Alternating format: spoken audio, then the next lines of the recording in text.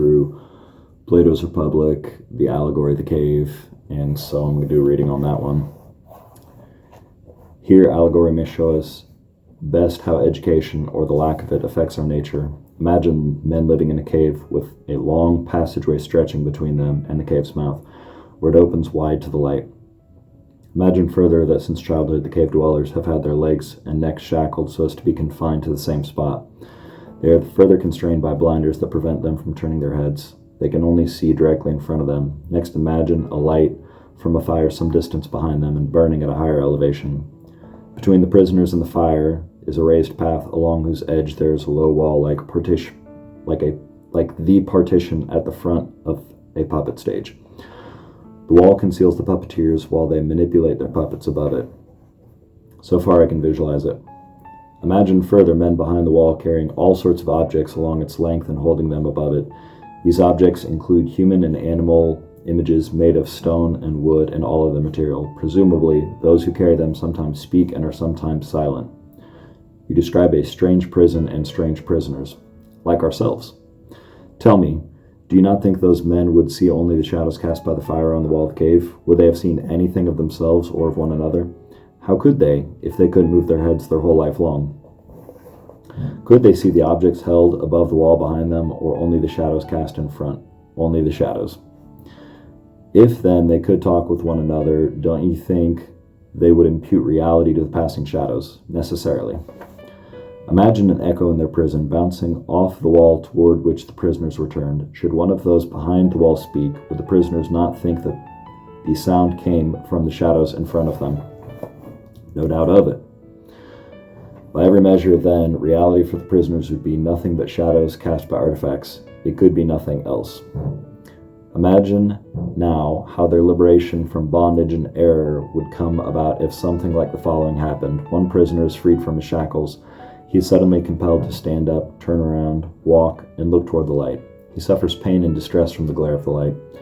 So dazzled is he that he cannot even discern the very objects whose shadows he used to be able to see. Now what do you suppose he would answer if he were told that all he had seen before was illusion, but that now he was near reality, observing real things and therefore seeing more truly?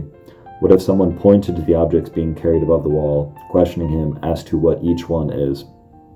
Would he not be at a loss? Would he not regard those things he saw formerly as more real than the things now being shown him?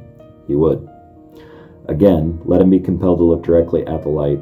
Would his eyes not feel pain? Would he not flee, turning back to those things he was able to discern before, convinced that they are in every truth clearer and more exact than anything he has seen since? He would. Then let him be dragged away by force up the rough and steep incline of the cave's passageway, held fast until he is hauled out into the light of sun. Would not such a rough passage be painful? Would he not resent the experience? And when he came out into the sunlight, would he not be dazzled once again and unable to see what he calls realities?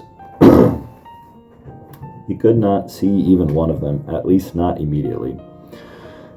Habituation, then, is evidently required in order to see things higher up.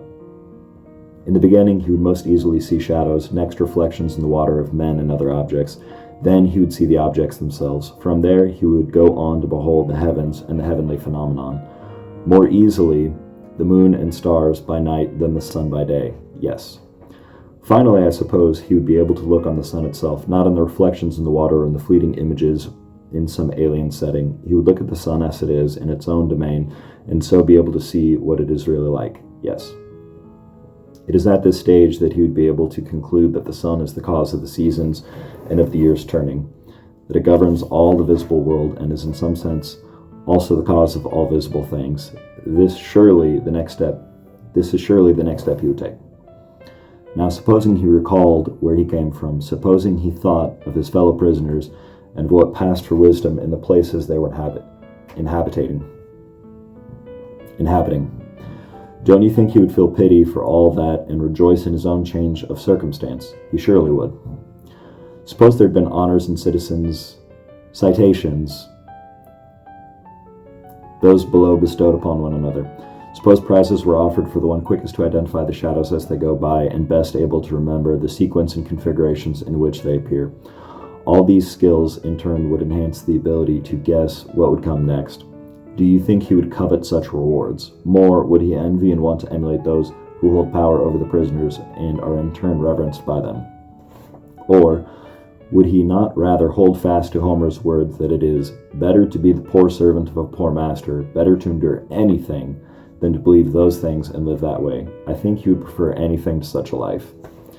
Consider further, if he should go back down again into the cave and return to the place he was before, would not his eyes now go dark after so abruptly leaving the sunlight behind? They would. Suppose he should then have to compete once more in shadow, watching with those who never left the cave, and this before his eyes have become accustomed to the dark and his dim vision still required a long period of habituation. Would he not be laughed at? Would it not be said that he had made the journey above only to come back with his eyes ruined, and that it is futile even to attempt the ascent? Further, if anyone tried to release the prisoners and lead them up, and they could get their hands on him and kill him, would they not kill him? Of course. Now, my dear Glaucon, we must apply the allegory as a whole to all that has been said so far. The prisoner's cave is the counterpart of our own visible order, and the light of the fire betokens the power of the sun. If you liken the ascent and exploration of things above to the soul's journey through the intelligible order, you will have to understand my thinking, since that is what you wanted to hear. God only knows whether it is true, but in any case, this is the way things appear to me. In the intelligible world, the last thing to be seen, and then only dimly, is the idea of the good. Once seen, however, the conclusion becomes irresistible that it is the cause of all things right and good, that in the visible world it gives birth to light and its sovereign source, that in the intelligible world it is itself sovereign and the author of truth and reason, and that the man who will act wisely in private and public life must have seen it. I agree insofar as I can follow your thinking. Come, join me then in this further thought. Don't be surprised if those who have attained this high vision are unwilling to be involved in the affairs of men. Their souls will ever feel the pull from above and yearn to sojourn there. Such a preference is likely enough if the assumptions of our allegory continue to be valid. Yes, it is likely. By the same token, would you think it strange if someone returning from divine contemplation of the miseries of men should appear ridiculous? What if he were still blinking his eyes and not yet readjusted to the surrounding darkness before being compelled to testify in court about the shadows of justice or about the images cast in the shadows? What if he had to enter the debate about the notions of such matter held fast by people who had never seen justice itself? It would not be strange. Nonetheless, a man with common sense would know that the eyesight can be impaired in two different ways by dint of two different causes, namely transitions from light into darkness and from darkness into light. Believing that the soul also meets with the same experience, he would not thoughtlessly laugh when he saw a soul perturbed and having difficulty in comprehending something. Instead, he would try to ascertain whether the cause of its faded vision was the passage from a brighter life to unaccustomed darkness, or from deeper darkness of ignorance toward the world of light, whose brightness then dazzled the soul's eyes. He will count the first happy, and the second he will pity. Should he be minded to laugh, he who comes from below will merit it more than the one who descends from the light above. A fair statement. If this is true, it follows that education is not what some professors say it is. They claim they can transplant the power of knowledge into a soul that has none, as if they were engrafting vision into blind eyes. They do claim that. But our reasoning goes quite to the contrary. We assert that this power is already in the soul of each. The way each of us learns compares with what happens to the eye. It cannot be turned away from darkness to face the light without turning the whole body. So it is with our capacity to know. Together with the entire soul, one must turn away from the world of transient things toward the world of perpetual being, until finally one learns to endure the sight of its most radiant manifestation. This is what we call goodness, is it not? Yes. Then there must be some art that would most easily and effectively turn and convert the soul in the way we have described. It would lay no claim to produce sight in the soul's eye. Instead, it would assume that sight is already there, but wrongly directed. Wrongly, the soul is not looking where it should. This condition, it would be the purpose of the art to remedy. Such an art might be possible. Wisdom, then, seems to be of a different order than those other things that are also called virtues of the soul.